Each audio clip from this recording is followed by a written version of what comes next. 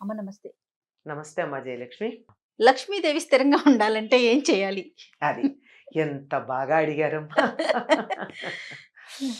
లక్ష్మీదేవికి చెంచల అని పేరు. హ్మ్. చెంచలాయ నమః పాదౌ పూజయామి, చపలాయ నమః జానుని పూజయామి అని ఆవిడ పూజిస్తాం. ఆ! ఆవిడ చెంచలగా ఉండడమే సరైనటువంటి లక్షణం లక్ష్మికి. అంటే స్థిరంగా ఉండకపోవడమే. స్థిరంగా ఉంటే ఏమవుతుందమ్మా? కదలకుండా ఉంటే స్టాగ్నేట్ అవుతుంది. మురిగిపోతుంది. ఓహ్!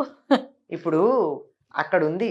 హ్మ్. మనకి స్విస్ బ్యాంక్‌లో మన వాళ్ళకి చాలా మందికి డబ్బుంది. ఆ! ఏమైంది? అలానే ఉంది. ఎవరికి ఉపయోగపడింది? ఆ రోజు పెట్టినప్పుడు ఓ 100, 1000, లక్షో, కోటో యూరోలు, హ్మ్. ఆ డాలర్లు. ఆ రోజు దాన్ని వాడుకుంటే బాగుండేది. ఇప్పుడు దాని విలువ ఏమైనట్టు? ఏదో యూరో విలువ పెరిగింది అంటారేమో.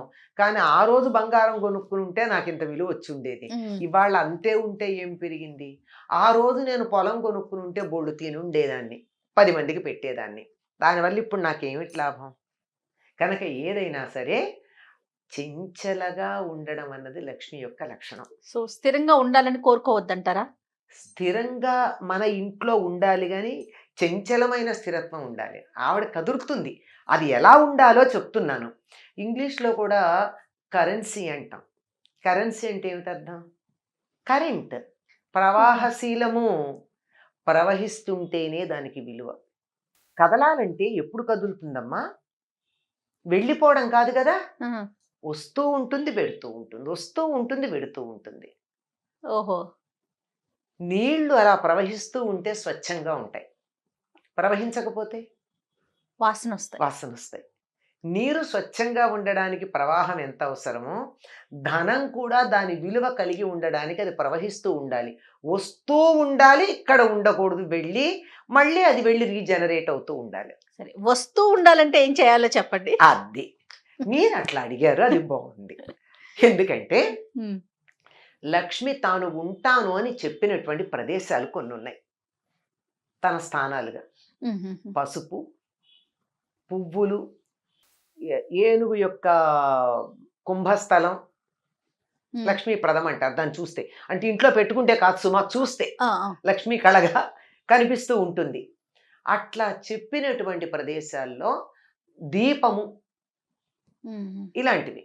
వా అలాంటి వాటిల్లో ఆవిడ ఇంకా ఇష్టంగా వచ్చి కాసేపు కూర్చోవాలి కదా! ఆ! అలా కూర్చోవాలంటే ఆవిడ కూర్చునే చోటు ఇవ్వాలా? ఇవ్వాలి కదా మనం. కూర్చునే చోట అక్కడ చెత్త వేస్తే ఎవరన్నా నేనే కూర్చోను. మీరు కూర్చోరు. ఎవరు కూర్చుంటారు? ఎవరు కూర్చోరు కదా! హ్మ్.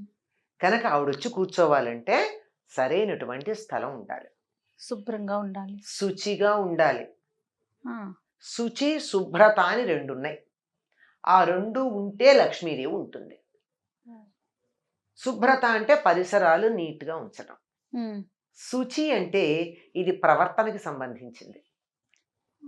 మన ప్రవర్తన సభ్యంగా ఉండాలి. అబద్ధం ఆడకూడదు. దొంగతనం చేయకూడదు. తిట్టకూడదు. చెత్త మాటలు మాట్లాడకూడదు. దురాలోచనలు చేయకూడదు. హ్మ్. ఇవన్నీ ఉన్న చోట లక్ష్మి తాను ఉంటాను అని చెప్పింది.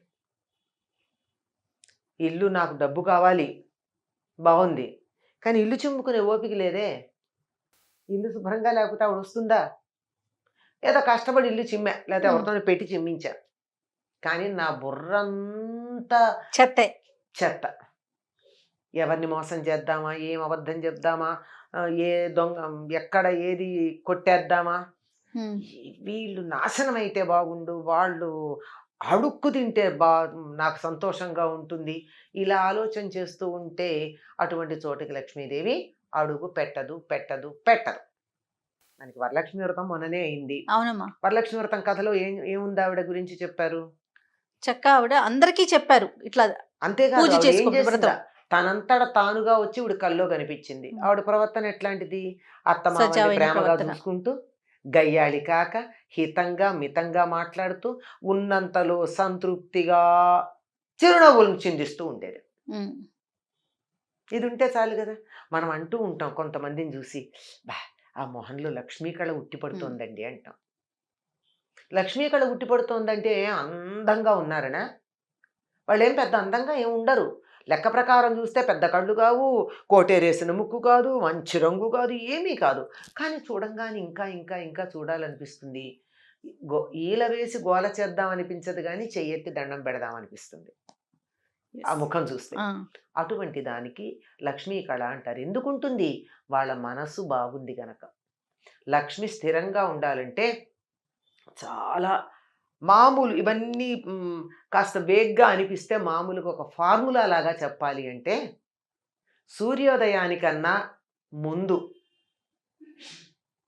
గుమ్మంలో ముగ్గేసుకుని, ఇల్లు చిమ్ముకుని, ఇంట్లో అందరూ స్నానం చేసి ఉంటే ఆ ఇంటికి లక్ష్మి వస్తుంది.